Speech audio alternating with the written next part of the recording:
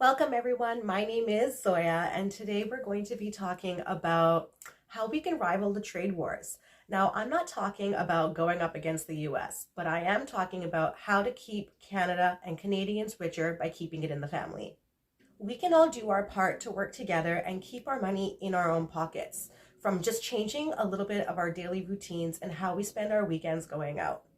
One of the biggest ones to remember is cash is king. Anytime you tap your card, there is a 1.5 to 3.5 transaction service charge deducted. On top of that, there is a per transaction fee of anywhere from 15 cents to 30 cents per transaction. So the value of what you've put in has already been depreciated, which means that the business is getting less.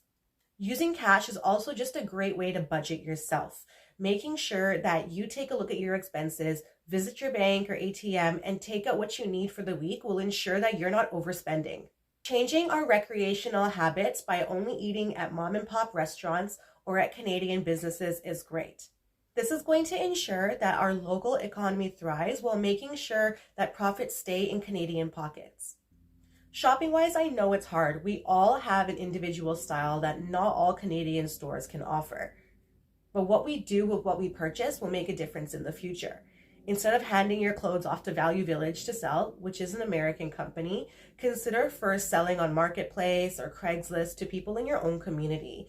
You'll have a little bit extra money this way, and somebody can benefit. Remember, one man's trash is another man's treasure.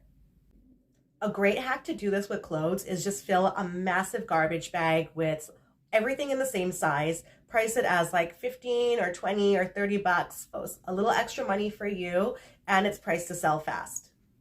Purchase fruits and veggies from local farm markets. And if you're not doing this already, buy lots during the high season and freeze them for the off season.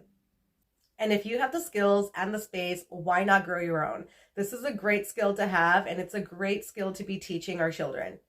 Consider local butchers and farms for your meat sources. And remember when you're going to the grocery stores to make sure you're reading those labels.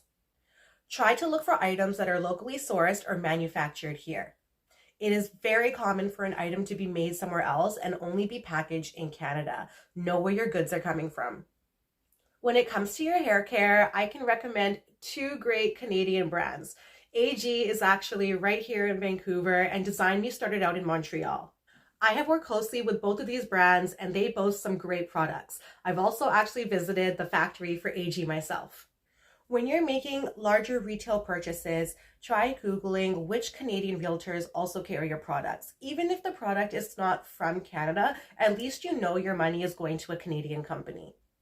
This one is hard because for sure we need to provide for our families, but try and reflect and see if what you're able to do can be done at a Canadian company.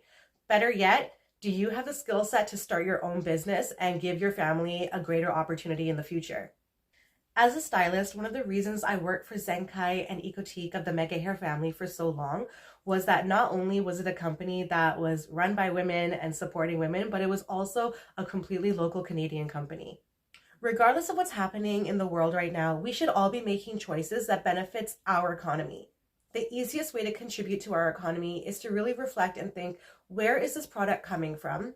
And if I buy this, where is my money going? If we can all have this mentality, not only is our economy going to thrive, but in the long run, we will have more money in our pockets and we'll be building a better future for our children. So why not? Thank you, everyone. That's it for today. If you have any other ideas, feel free to drop them in the comments and let's do our part. Like it, subscribe it. You know what to do. See you next time.